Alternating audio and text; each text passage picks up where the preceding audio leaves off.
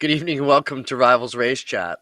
That was a big smile you greeted us with there, Adam. We're, You put on right at the last minute. I was like, wow, what did I do to make that happen? But we're trying Spencer's patience because you and I were having a conversation right up until the credits are rolling. we're Spencer had to pros. chime in. Yeah, it's time. We're watching. Don't worry, bud. We I got don't think this. that I don't think there would be much difference if they broke into us having a conversation and they'd open the show 6-1. I think you and I learned a long time ago the best thing we can be is authentic. And we actually have new Osh Weekend shirts coming out with that on it. It says 100% authentic action.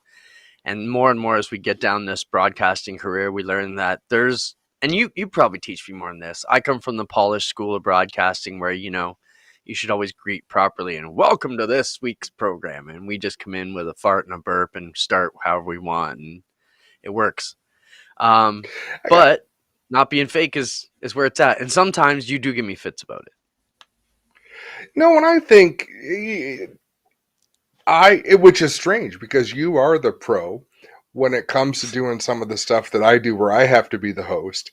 I do come in with a bit of energy. Not Doug Logan has always been the bar by which we don't get to.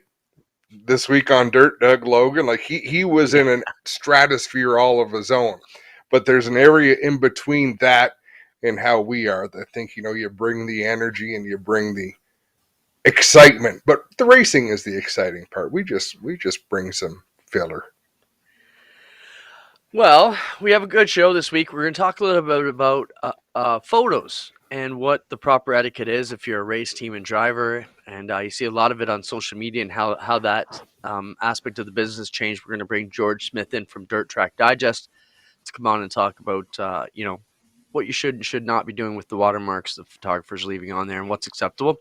We're going to talk about Adam going racing this weekend. That's kind of cool. We've got a few other cool things we're going to talk about. The Duel on the Dirt is back. The Ontario Dirt Tracks got together, and we have an announcement regarding that. We'll talk a bit about some of the stuff going on in the NASCAR world, and we have a cool trick to show you with the ratchet straps as our Burger Barn video of the week. But before we get too much further, Adam, let's jump into our quick trivia question for the week. This week comes to the NASCAR Pinty Series, and Adam, you were there, so I'm going to ask you to hold your answer. As always, let's see if you can guess it before we get too far down the line. NASCAR Pinty Series trivia. Pinty's became the title sponsor in 2007. Who was the champion, and what was his car number? So post it here in the comments. We'll take typically one Facebook winner, one YouTube commenter, and we'll get them off to BigDavidQuickWick.com and get you some I'm winners. very curious. I am very curious. No. You don't know who this is? Who it was wouldn't have been my guess I had, but There's two answers to this question. oh no. But let's. Is it a trick question? Are you going to get me in trouble? It is. There is an error. There's an error in the question, but I think you can cover your bases. Right? Okay, so Alvers is half right. Okay. How do you mean half right? Well, let's let people answer, and we'll come back to that. All right, but people are all over it. Thank you, Cam. Oh, okay. Okay, so let me change the question. Let me change the question. 2007. Who was the NASCAR champion? What was his car number? Let's just fix that right there. Let's take all the vagueness out of it. So that would be my mistake. And I must have read that was wrong somewhere. No, you're good. It was NASCAR Canadian Tire Series. In 2017, Pinty's became the title sponsor. So you could say who was the first champion? Let's make it a little bit harder for all the people who chimed in. That was a bad. Who was the first champion of NASCAR Canada? And then who was the first champion under the Pinty's banner? And what was his car? No, we're not giving away two. Are they the same answer? I hope so. No, I just want to see how smart people are. No. So we'll take the first two guys that said Andrew Ranger 27. That's what we were shooting for. Show the picture, Spencer. The sponsor was wrong and the question was terrible. We'll have to fire the writer for that one. There's a picture of the car from 2007, and he drove for Dave Jacobs Racing. Yeah, and I'll tell you what was amazing that season was the rivalry created between Andrew Ranger and Kerry Mix. I mean, we had to get a security escort to get Kerry Mix from the podium at Three Rivers to the press conference because they wanted to kill him because they wound up on top of each other crossing the start finish line. It was phenomenal. And a good battle between, you look back there, that's old versus new. That's, English versus French. There's so many rivalries built into that mix there. All right. And I think we're going to get it back. I think this year's going to be great. If you didn't catch it, Cam Harris is the host of the new Pinty's series show here on GeForce TV. So we're excited to have Cam in, and Spencer's helping him out. That yesterday's show was great. You can find it here on the channel, so go back and check that out. But one of the easiest ways might be is to find it on our new website. Go to geforcetv.net. Greg and the guys have been working on this one. Greg and Brock have been putting this together. It's going to be the easiest way to find our programming, and just jump right in there. There it is. The website is up and running, so check us out. Let us know what you think about that. It'll have all the old new stuff. I did find a couple things today we're going to switch up, but it's up and running, so that's exciting. Yeah, and there's a schedule on there. That's always been something to me that I thought we needed to do a better job of, was promoting what's coming up. But we've been busy. We've had a lot on the go. It has been crazy. I want to welcome one of our newest partners that we just got on board with today. NTN Bearings came on board. Adam will be talking a lot more about the great staff there. We're excited to have them as part of the deal. And, you're going to see a lot more of the logo coming around. And that'll be the NTN Bearings. And we're excited to have that. All kinds of new segments and commercials. And excited about the meeting we have with them today on the phone, Adam. So we're pumped about that. I'm excited because how much work they do. We're very fortunate with the sponsors we have right now. They are at the track frequently. Sunset Speedway is kind of the base for where they're out of. But of course, this year they're involved with Sunset Speedway's Pinty Series race. They're involved with Alex Tagliani, Dale Shaw on the APC tour, and then of course the programming here. We've just got to introduce Paul to some dirt racing, which we're going to do this summer, and maybe we'll see even more NTN next year. Yeah, I mean, when we went for our first meeting back in, I think might have been December with them. It was cold. I remember we went anyways, and COVID was still raging.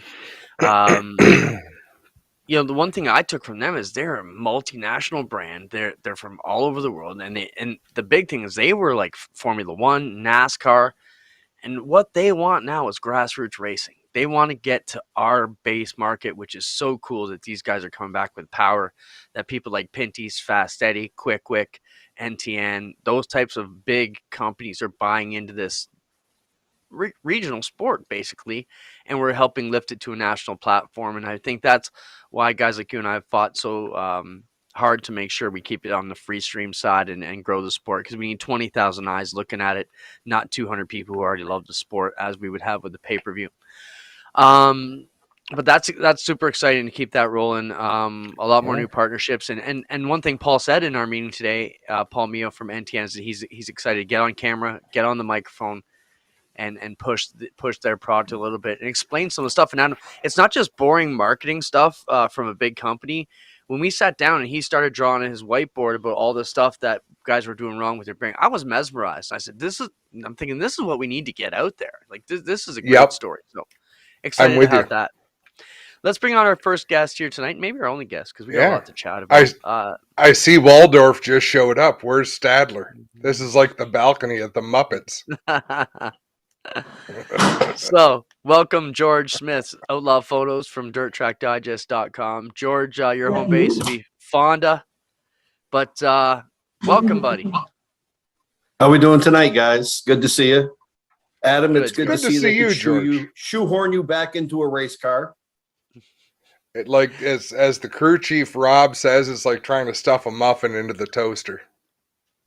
I would imagine who actually built that seat for you, because with the metal shortage going on, I wasn't really sure they could find enough aluminum to wrap it around you. Yeah, keep it up. It actually fit great. We had that seat, that Kirky seat, on our sim racing, our iRacing rig for the last couple of years, and then We took it off the rig because it was the only one I could fit into. And I think Connor will use the same one. But we left Connor's name on the car. So if I did anything really stupid in pictures, everyone would think it was my kid. Like everybody knew it was you. And you know what the benefit of that, George? Because he had that seat for iRacing, that means he can stuff the muffin into the toaster with muffins to add on top of that too, stuffing them in there. But George, welcome to the program. Let's talk about it. First on, I brought you on to bust Adam's balls because you guys go back a long way and you're good at it. So, but the real reason, it's racing season in our neck of the woods, or soon to be raging shortly. I've already seen photographers upset about cropped photos, and this is a great topic that is not really driver related, but it is. Been at it a long time. You've seen the business change from film to where we are now.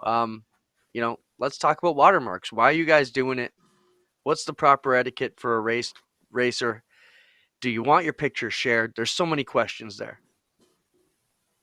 And it continues to evolve today with watermarks and racing photos. The ultimate rule of thumb from me is I'm only going to post on the internet what I'm willing to share. And, every photographer kind of has to make that choice. I also watermark my stuff, but I watermark in the bottom, and we use a double watermark. I use my name and I use the DTD logo in that, as far as with some sponsorship, to kind of carry along in that regard.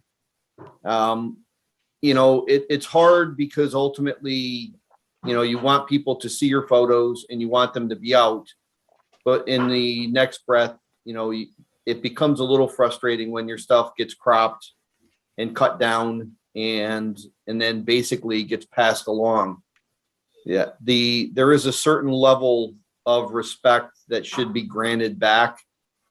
The cost to take photos, everybody, you get in for free and, you have a press pass and all that stuff. That's all great, except that on a given night today, we may shoot between 300 and 700 or 800 photos, depending on where you are. You have to go home, you download them, and then you kind of roll through them to see which ones you want to do something with and which ones you don't. Our gallery at Dirt Track Digest is kind of an open gallery with photographers. And when we started it with Adam, it was a place for guys to put their photo the way they wanted the photo displayed. And, we do not crop. So, that aspect of our gallery is that the photo is the way the photographer wanted it to be. You have a lot of racing publications that, you send them a photo and, when the publication comes out, it's been reduced to a headshot and you start to get some of that stuff going on as well. I've never been a fan of basically watermarking over the top of the actual item, like a race car. I think that, I'd rather not do that. I respect some of the guys that do it, like Alex.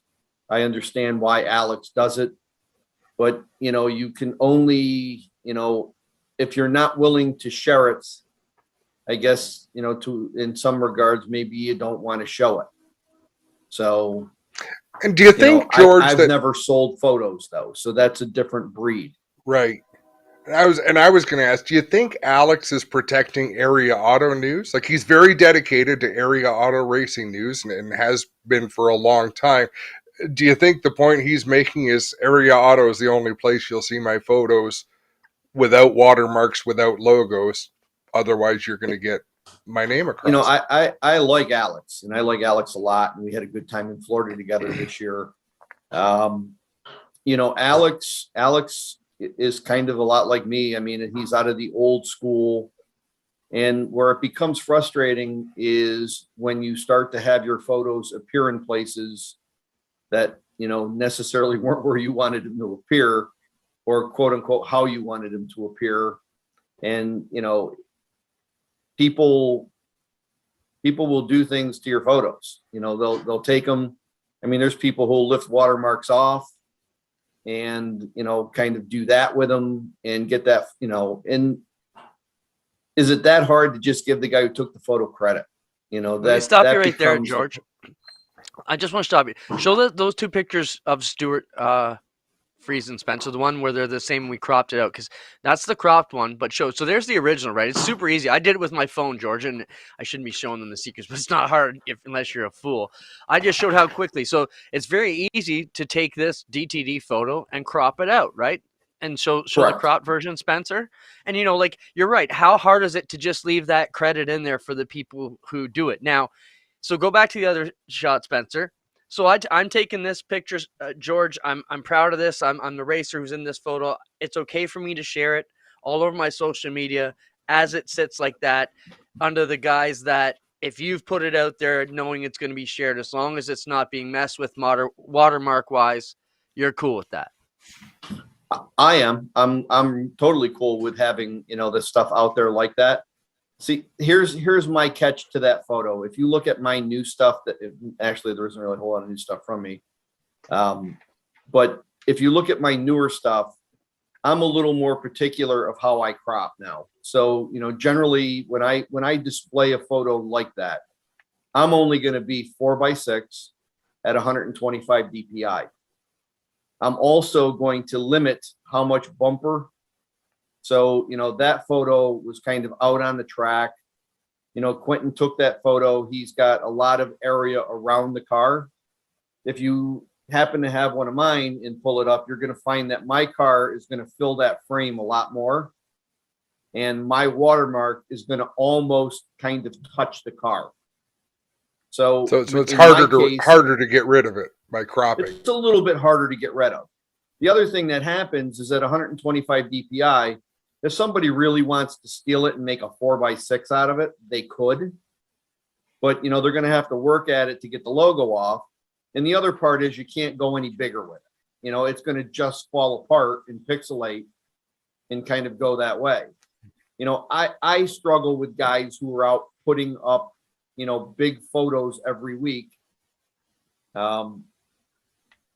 Ultimately, most tracks have a track photographer. His job is to, take pictures at the racetrack and sell photos to the drivers and fans at that racetrack. And what a lot of people don't understand is he also has the obligation, because he is a track photographer, to supply the media outlets with photos and any photos that quote unquote the track might want along the way. So, when you go to a racetrack and there's 10 photographers there and there's only one track photographer, the other guys should have some respect for him in regards to, it drives me nuts to see a guy put up 130 single car race shots from a track that has a track photographer. That's just wrong. It's wrong on a lot of different levels. Victory lane photos, the actual driver in victory lane, single driver shot. For the most part, that should be the tracks and the track photographer as well. The crew stuff, if you want to post those, again, depending on the size and how you do it. But, it's everybody today, it's kind of turned into a bit of a free market where everybody, wants to sell their photos and, they think they're going to make $1 million at it. I've never gone down that path. And honestly, I find it, difficult after I shoot them to generally go back and even dig something out for somebody that they may ask for, because I'm on to the next week, so to speak. Adam? Well, I was going to bring up the story where it came to a head, because Clint, it's more than just stealing photos, borrowing photos, wanting to promote them on social media, wanting to put them into a sponsorship proposal. There's a big difference between taking a photo and putting it on Facebook because I want to promote. I remember very well walking around the PRI show, the Performance Racing Industry Show, and seeing a company that would have spent $10,000 to $20,000 to go to this show, and they had George's pictures in their booth that they hadn't purchased. And I don't know if it was George or if it was images by DC, but it was photos that they had cropped the logos off and used. That's the sort of thing. Look, dude, buy the picture. you know, Well, show what I tell, have you know, when I see those and I can identify it as my photo, what I tell them is, you know, and again, what that photo was is that photo was a 4x6 that they've now blown up into their display, and it looks awful. I mean, you know, I'm kind of glad they took my logo off it, because, you know, you don't want, you know, it's like, I don't want to be known to take that photo with it all pixelated out and everything else. So that's, you know, those, for some reason, you know, I mean, it's stealing, and we all know that stealing is wrong. And, you know, it's a level of respect, you know. It's like the t-shirt thing, you know, guys, can I get a photo from you to have a t-shirt made? You know, you're going to sell the t-shirts, but you want me to give you the photo for free. I don't know, that sometimes certain guys, you know, I may help. Other guys, it just kind of rubs you the wrong way, because and that was like the they point. expect you to do it. Yeah, that was the point I was getting at, George, is when someone's going to make money or doing a profitable exercise using someone else's work that they didn't pay for, it That's just wrong. I mean, crosses it's wrong on every that level. line. So, George, couple rapid fire questions for you. So say I come to you, I want to produce 200 shirts for my team. I love a picture you took of my bro. What's it going to cost me for that file to make those shirts? everybody is different. You know, I mean, for me, it might be a couple t-shirts. Yeah. You know, I mean, that's, I'm not in Yeah. this for the money at that point. You know, now the track photographer, he may want $100 for the image. Yeah. You know, It's still not crazy. I'm sorry. Okay, a couple other things. I said that's still not crazy. Okay, a couple other things while I got you. We all know the market's changed. We all know everybody's got a cell phone in their hand. We all know everybody's mom, girlfriend, brother, crew are going to be trying to take victory lane photos over your shoulder of that. It's inevitable. It's not going away. How do And you the deal scary with part that? is they're getting better. I mean, Yeah. that's the hard part. I mean, Chris Grady, who's John Grady's, you know, son, was just in Florida with his girlfriend, and she shot a sunset shot in Florida, which is to die for. You know, I mean, if you took it with a good camera, I don't know as though you would have had a better picture. You know, that's the problem we're starting to run into with cell phones, is the technology of them continues to push up.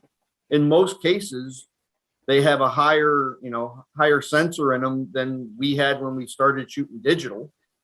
So, you know, that part, daylight stuff is really good now with a cell phone.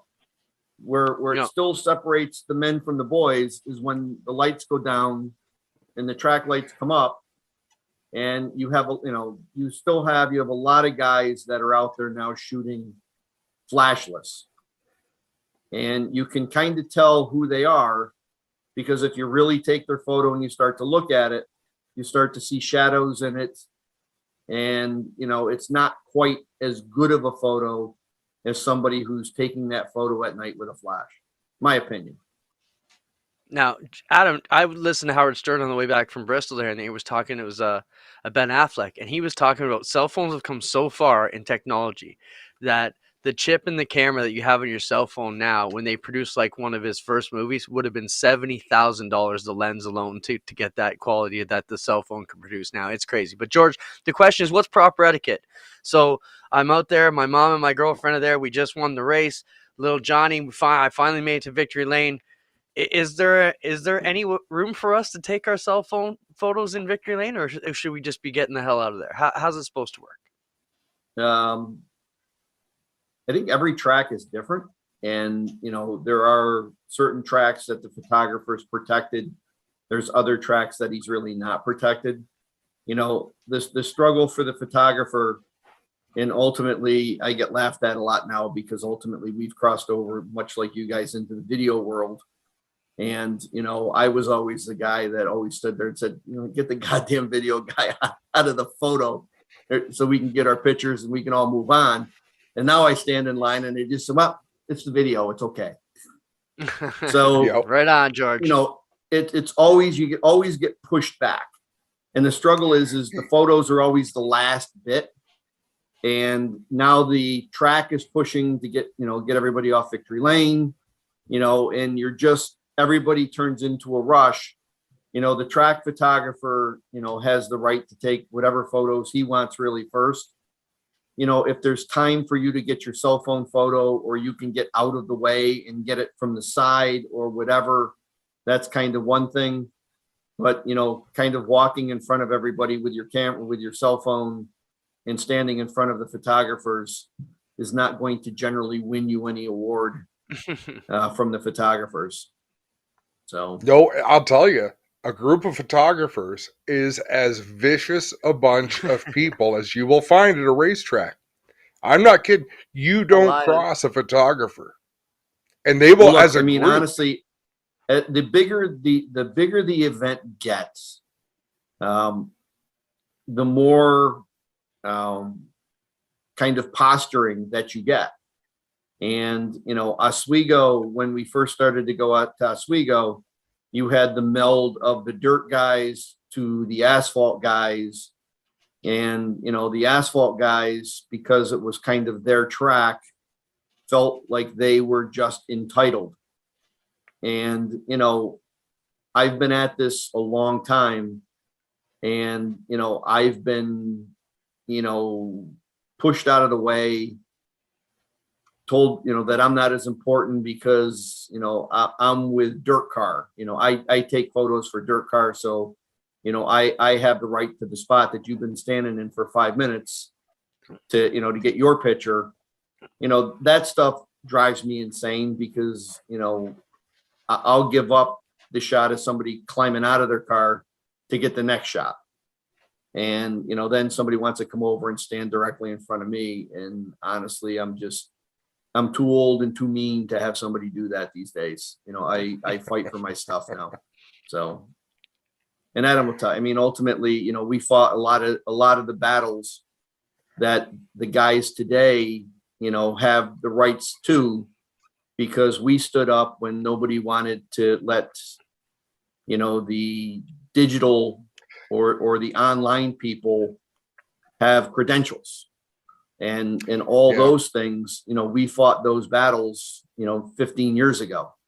And today, now somebody, I got a Facebook page. Does that make, to quote our friend, I got a camera. Does that make me a photographer? So, and one of the problems, we were trying to do something at Dirt Track Digest. We were trying to get things up faster and better and be the resource.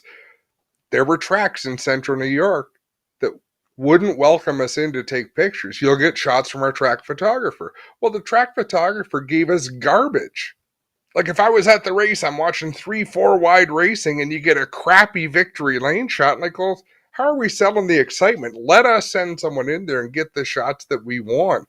But it was infighting, and I don't miss those days. Like I miss those days, but I don't miss some of the lobbying we had to do. Oh, look, the amount of lobbying that we had to do was incredible to get, the red vest at Syracuse. That was, when they restricted everybody on the front straightaway. Where only certain media outlets were permitted to have a red vest. We fought that fight. And, we've worked hard to be respectable. And it's funny now because, I still go places and, I'm sorry you're not on the list. It's like, okay. It's I think we owe a lot to guys like Chris Dolek back in the day who saw the benefits of what we were doing, believed in it, and kind of went to bat for us. My biggest beef for somewhere like Super Dirt Week is, I get there's a pecking order.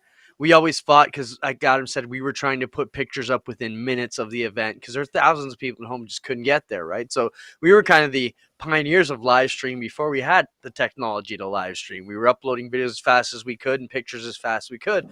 But you have that one guy there who's standing in front of the driver with a notepad. His shit ain't coming out for 10 days. You got 3 hours to go drink beer back in the pits with this guy. Get the hell out of the way, old guy. And that guy just pissed me off. And those Yeah. guys are still there. I mean, there's still guys, we always kind of laugh and joke that, when we go to Florida, when we wake up Sunday morning after, at the end of speed weeks, when the Daytona 500 is getting ready to roll out, we're done. Our stories are up.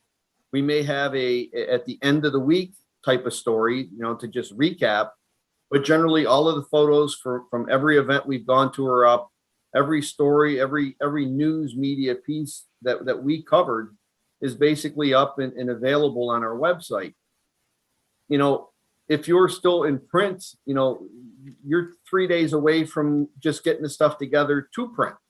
By the time it's out, it's all old news. And I'd like to think that we helped pioneer that. And now there's a lot of other people doing it and so on. But, Adam with the Cover It Live and all those things that we did, it was wild. And, at some points you kind of scratch your head because, all these people get media awards.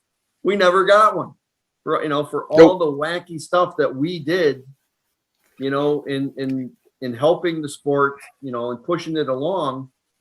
It's like, wow, how do we miss all that you got to stuff? buy in. You got to be into. look- You got to buy into all those organizations. You got to be a Well, member, but and then you got to nominate look, yourself. At some point, you do buy into them because it's the sincerest form of flattery is to be copied. And now you look out there are a lot of people, who's are basically living, basically the same way we did. And, their stuff looks an awful lot, page wise to us. So that's the flattery part. Yeah, it was a lot of fun, and it was rewarding in its own way, but there were not going to be any awards because there really wasn't a category for what we were doing. But before we go, George, I do want to say this. If you are a racer at a racetrack or a crew person and someone's got a photo vest on, introduce yourself. Get to know them. You want to know how to get good shots of your race car? Meet the photographer, hand them a bottle of water. Hey, what's your name? Where can I see your stuff? Where can I buy your stuff? Just ask the question. You'll be amazed at the results over time, getting to know these people, learning where their stuff is, and they will show you a lot of respect in return. And you might just find a few more photographs of your own stuff showing up here and there. Well, look, you always, I hate to think that I put up more photos of my friends than other people, but, you tend to put up what you like, which goes back to where we started. When you look at your photos and you go through them, I like this one, I don't like that one. I like this one, I don't like that one. And you kind of walk your way through. Sometimes, it just becomes that you find you took a lot of pictures of somebody because, and you like them, and, there's nothing wrong with that. But, being at the racetrack and being a photographer with a vest, I'd like to think that it affords you a different level at the racetrack where, when you're out in the corner, standing there taking your photos, you never really know who's going to walk over and talk to you. In Florida, could be Casey Kane, could be Bloomquist, could be Brett Hearn, could be almost anybody who walks over and strikes up a conversation with you. What do you think? How's it going over here? And, the average person who sits in the stands would love to be that person, to have that conversation. So, if you're interested in it, being a race photographer, we're always looking for guys at racetracks that are willing to take photos and supply them to us.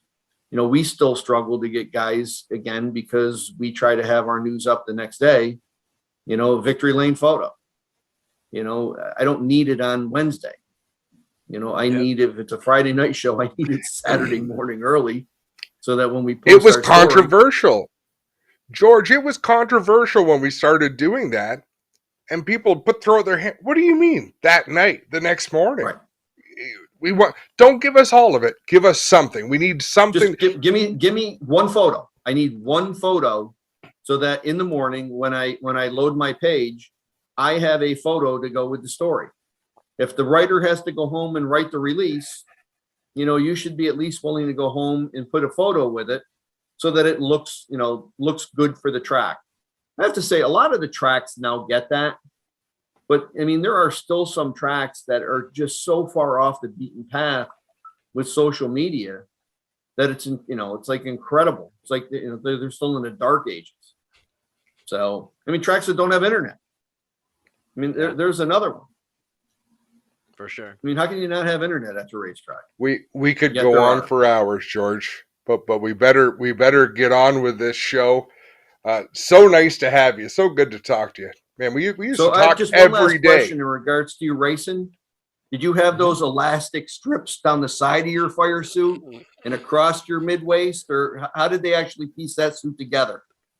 Let me tell you, that was the best. That was a loaner suit that I was wearing because my suit hadn't come in yet, and that was the best fitting suit I've ever worn. So did you guys make one for Andre the Giant at one point? And he never came to get it, or what? No, but damn well we made a suit for Hulk Hogan because I wore it before it went out of the shop. He didn't fill it at all, or in all the wrong ways. Thanks, George. Talk to you soon. Have a good night. Ciao. Cheers. Oh man, I could jump all over that. How many? Think of what the poor bastard looked like who really owns the suit you have. Good to see George. All right, let's jump into mix and match. Let's jump around a bit.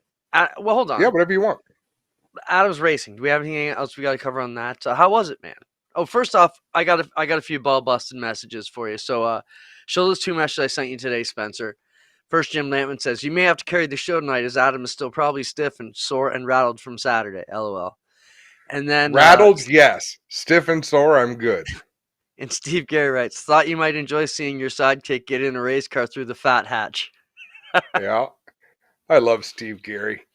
What a jerk. That's how my weekend went, accepting memes about Adam getting into the race car.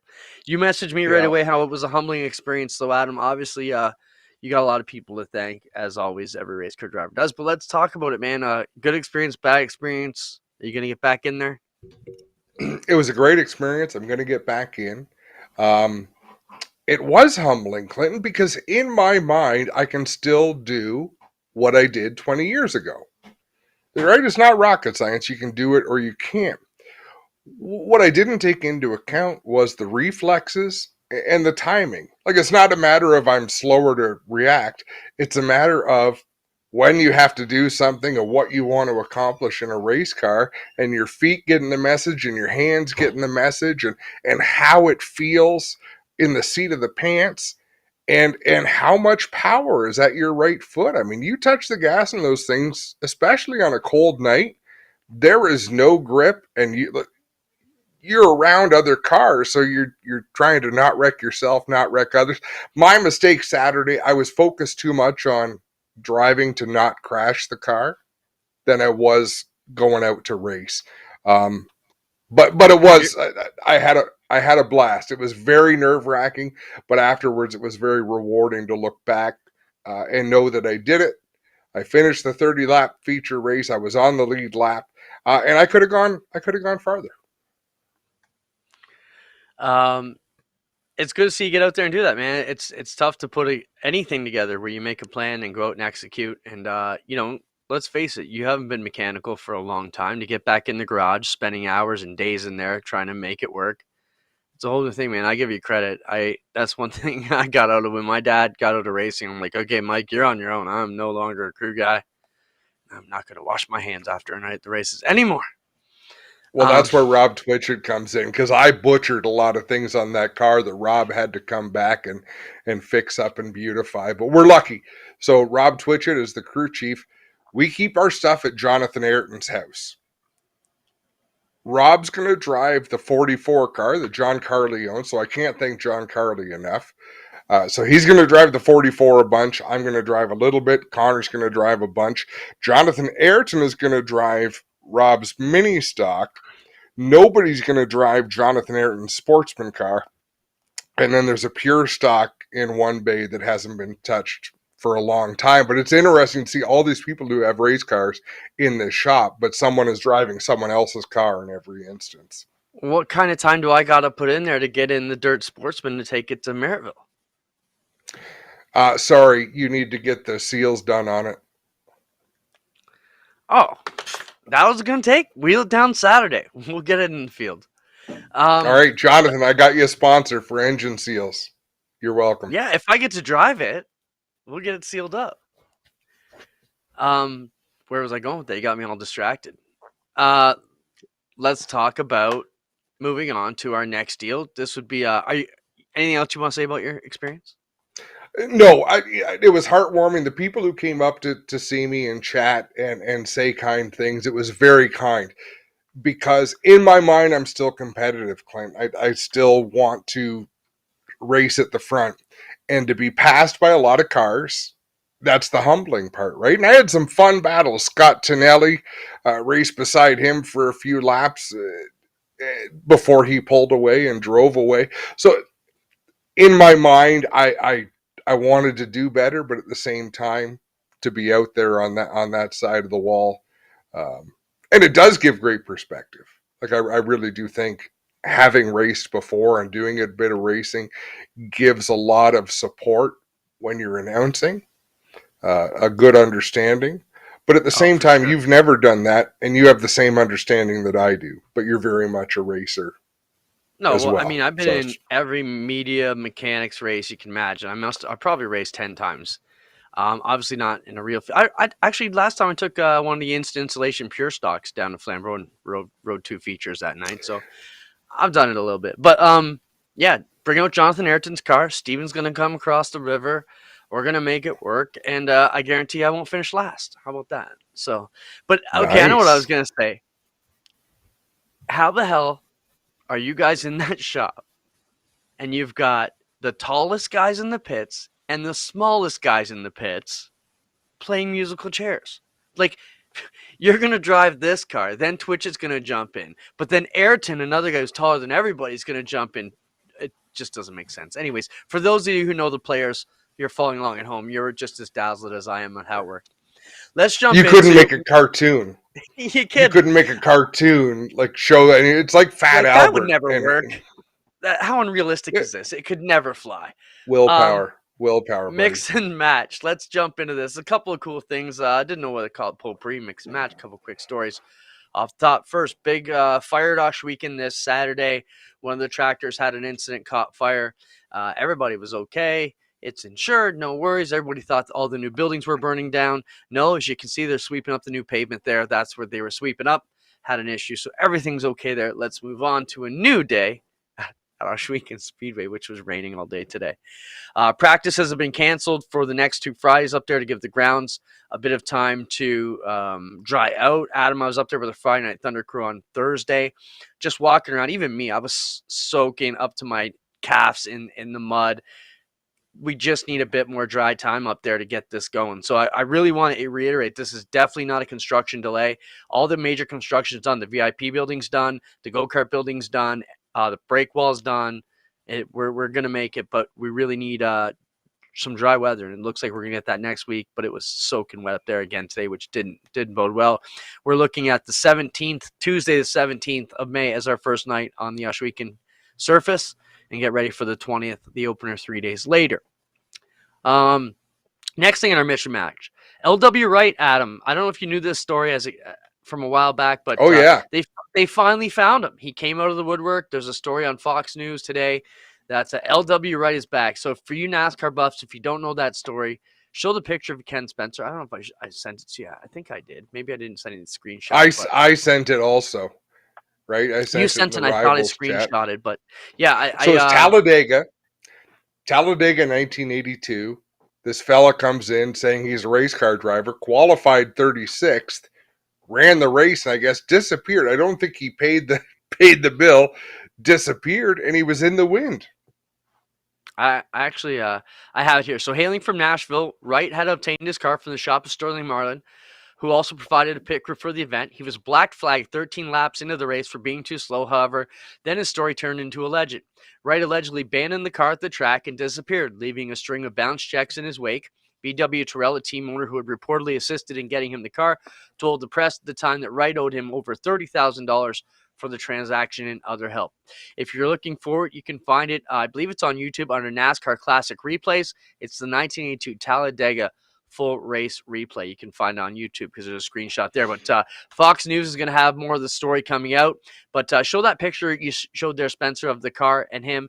And this is the suit, Adam. So there was one picture of him at that Talladega race, and he was wearing this suit. And this is how the gentleman was able to corroborate the story, was that he was able to produce the LW suit, and it matches perfectly. But that was about all they were given about the story. We'll watch for more details to come. I thought that was kind of interesting. I was always a fan of that legend. The third thing and last thing we've got in our mix and match, Tom Gibbons, an Ontario APC late model racer, wins the lottery. Adam, how cool is this? How many race car drivers out there, no matter where you're from, said, oh man, if I could just win the lottery, think how it would change our program? You're telling me, I haven't got a chance to really get to know Tom.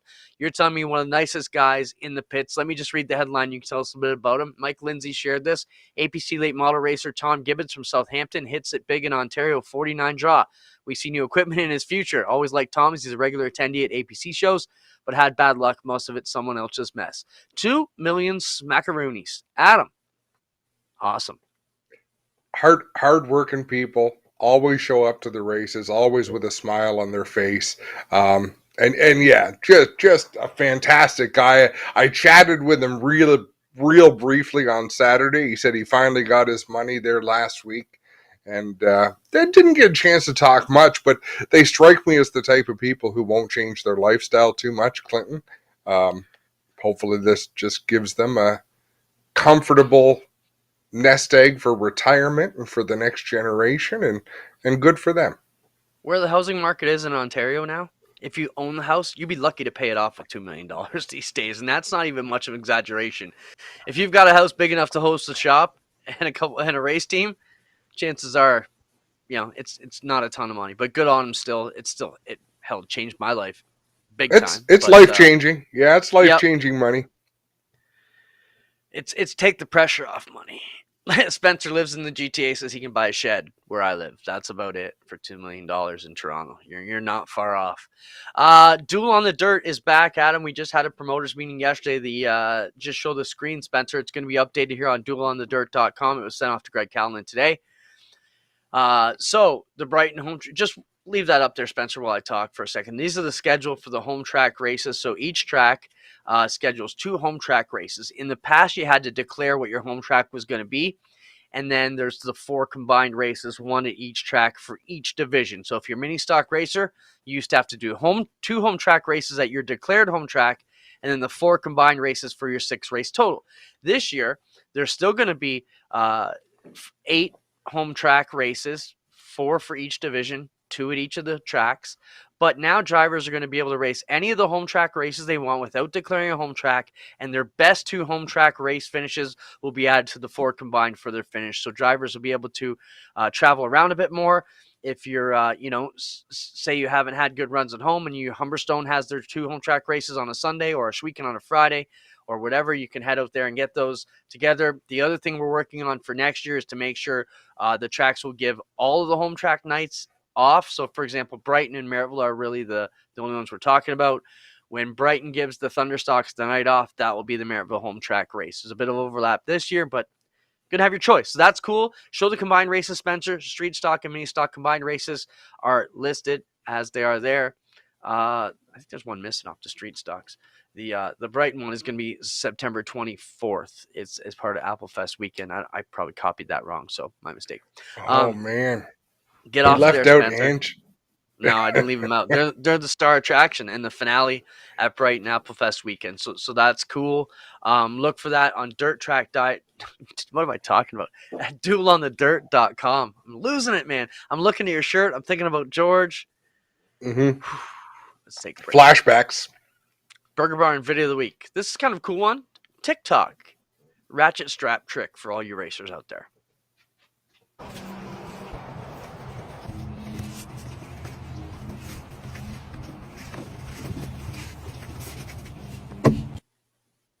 Show it again, Spencer.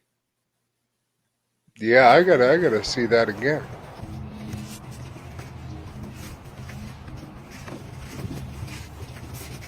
Brilliant. How many times did you see That's clean? that's Tidy. trick photography. Can't be done. Slow it down a It's couple like times. putting something back in the packaging it came in. He slowed it down for you too. Okay, we'll watch it one more time in super slow Walk mo. it in. Walk Yeah. it in. Lay it down. A little bit of slack. 2 bunny Wrap. ears, one over the bridge, just like tying your shoe in kindergarten. And you Wow. just kind of, I think it's brilliant. Yeah, that's neat. That's a good find. Where are we at? We are, what are we, 9 minutes out, Spencer? 9 minutes till we go live at Maryville from Saturday night. Well, not live on the replay. It'll air for the first time. Hey, Mac DeMan, welcome to the show. Glad you come Yeah, around. Mac Let's look. chiming in. Trayton Lapsevich chiming in. Thanks for the kind words, Trayton. Let's talk about Larson's Bristol penalty. Adam, he was doing double duty on the weekend at Bristol. Kevin Rumley, the car owner, said, they're working double duty. He's the only guy doing double duty. They didn't hear the horn when they were going. A lot of people were there at Bristol to see Kyle Larson do double duty. They didn't cut him a break. They made him run till he still put on a hell of a show, nearly won the race. But Adam, should they not have given him a break? Should somebody not have been there to make sure that the star attraction gets in? And I understand they're the outlaws, late models and sprints, and he's just Kyle Larson because our stars are just as important. But come on, man. I thought they had a great point when they said, look, man, cut us a break. We're over in this pit trying to put this one together to get to that one. Should there not have been some action cut to Larson? It's the one thing you always say about rules. Don't create rules that you can't enforce. Would anybody have complained? Maybe not. But when you are a legitimate racing series and you have these rules in place, there aren't many provisions to not follow the rule. Right? There isn't really he's a big deal. So I can see I'm only playing devil's advocate. I can see their side, but I can certainly see Kyle's side. And like you say, it's helping sell tickets. And but the difference is, Clinton, you'll tell the drivers at a driver's meeting, if Tony Stewart's at the track, look, guys, Tony Stewart's starting this feature. Whether he qualifies or not, people have paid to come and see him. So you kind of give them a heads up. Maybe you could do the same thing in this case, but you couldn't have foreseen it. I look at a guy like Glenn Stiers, who we're close to. He called me on Monday, said, hey, find me hotels for Bristol. We're going down. Him and Chantel went down. They spent the whole week. The only reason they were there was because Kyle Larson was in that race for 2 days. You know what I mean? So, I think there should have been something done to at least say, hey, guys, work with me. Or at least have an official. Okay, we can't bend the rules for Kyle Larson, but have one of your officials on the radio communicating like, guys, you've got to be over the line or you're going to be tailed. They said they didn't hear the horn. They're on the other side of the pits. They're the only guys doing double duty. It should have been easy to help them out and make sure they get in that race. Just my argument. He made them pay the price. Yeah. Next year. He was quite vocal. Next week's, I should say, let's talk about pit prices. What's fair for drivers? We've been trying to get to this topic for the last few weeks. Rico's pedals will have to wait too. It's just a cool video on how they do Rico's pedal setup in his sprint car. Lots of people asked about that. But what I would like to close the show about, Adam, is sensitivity training going on. So we've had 3 incidences in the past. Well, 2 incidents the past week. Kyle Busch had an incident where he was pretty mouthy again this weekend. You have Denny Hamlin making the Asian slur last week with the memes out there. And you have Kyle Larson back to last year. Yeah. Okay. What are you going to say? I was going to... Let me just tell you where I'm going with it first. It was piss poor judgment. But it's Family Guy. It's not. He took something that was funny from a show on broadcast television. Like, I'm so tired about people being so sensitive. Oh, I am too. Believe me, I'm super non-sensitive when it comes to that. But I just think, okay, when you put it that way, it was on pop culture. Let's say, whether it's tasteful or not. I guess maybe not the argument. I guess the only thing is are they judging? How do you judge what's sensitive to one person and what's not sensitive to another. So my question is, when you start drawing a line and say Kyle Larson is we're going to ruin his career and he's out for the year and he drops, everything gets dropped on him. Okay, that's one thing. You set the precedent. But now Denny Hamlin says something like that and we just sweep it on the rug like it didn't happen on Monday morning and it's just go, oh, it doesn't matter. And then even this week on his comments about it were pretty cold again this week about it when they asked him. But I'll play devil's advocate. Sorry, okay. Finish your thought. If it was BJ McLeod, would we still be talking about BJ McLeod, or would it have been a big heavier penalty? I think things might have been differently. My other argument is, okay, Denny Hamlin is out there publicly putting this on his Twitter, knowing the world is going to see it. Okay, he chose. Yeah. Okay, Kyle Larson, in his situation, he's iRacing with what he thinks is his buddies, makes a comment that he thinks is to his buddies. Somebody records it, puts it out there. It doesn't make it right or wrong by any stretch of the imagination. But Larson was no means out there trying to be public and say, hey, this is how it is.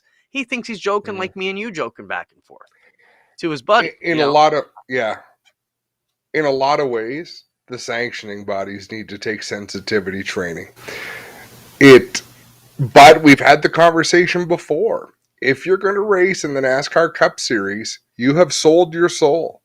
You have 100%. Sold your decisions, you have sold your choices, and you've sold your rights to the people who fund the operation. So it doesn't matter what Denny Hamlin thinks is right. What matters is what the people who finance the program think is right. Like it or not, we can sit here and criticize and have opinions, but ultimately, none of it matters because the person who owns the sandbox decides what is allowed in their sandbox. I think, to a degree, you and I have sold our soul. Not for funding, for reputation. There's a lot of things in my public taste and life that I can't come out and speak out about for fear of losing some of our fans or having some of the folks we do business with not respect us. And that's a different way. You look at me and my brother. He'll tell you I'm a ball licker, ass kisser, and he is tell it like it is and stick it if you don't like it attitude. And I mean, they're two different ways to live, But he's not always right. No. That's the challenge. So being belligerent, fine, that's your choice. That's a good you way assume, to put okay, right? If you're, and we've had, God, we could tell stories about officials coming up to complain, this driver yelled at me, what are you going to do? Well, were they right? Were you in the wrong? Well, yeah, so don't screw up, you won't get yelled at. Spencer, while we're at it, roll the Rico pedals. We got 2 minutes to go, and then we're jumping to Merrittville Light from Saturday. Roll it. This is quick look at what happens with Rico and how they set up his sprint car pedals. So they got like a box at them. They just move everything right up. So they basically just raised the floor about 18 inches for him by the looks of it. And so like when we asked him to come race the NASCAR Pinty's car, he said it's just so hard to get his pedals right that for a one-off show, he just think it wouldn't be worth it. It'd just be so much trouble to try and make it work. And that was the big thing he came out with when he said it. Well, we've got about a minute and a half before we send it off. Just want to remind everybody about our other partners, Fast Eddie, Quick, all the great stuff we're going to be doing with them coming up here. Our first live event will be Monday, May 20th at Oshweekend, and then we kick off the next night at the APC Series at the Sunset event. So we're super excited about that on Saturday, May 21st. Adam and I will be kicking off our broadcast situation on Saturday, September 14th as part of the NASCAR and TSN Flow Racing broadcast team. So excited to be on Flow this year. May 14th. May 14th. What did I say, the 13th? No, you said September 14th. Oh, my God. I need to go to bed. That's sorry. I just wanted people to. No, you need to correct me. I've been off my rocker all day. Thank goodness we only have 1 minute left. It's all good. Are we ready for it? Oh, my goodness. My voice is still a problem. You can see this was throat coat tea I've been sipping on throughout this show. Make all the jokes you want, but I think it's helping. How are you going to make it, man? I don't know. It's a concern. I'm worried about food. I need to keep fueled up somehow this summer. I can't live on Pepsi doing 3 nights a week, flying all over the place. My arms are going to be so tired. Boom. That's my last dad joke for the Oh, night. wow. That's where you want to close that one out, is it? Thanks everybody for watching. Great show. We appreciate all you do. Yeah. Good to catch up with George Clinton and get some rest, buddy. I need it, man. I'm going to chill back, watch the Merrittville event. Here we go. Thanks, Spencer. See you guys next Tuesday.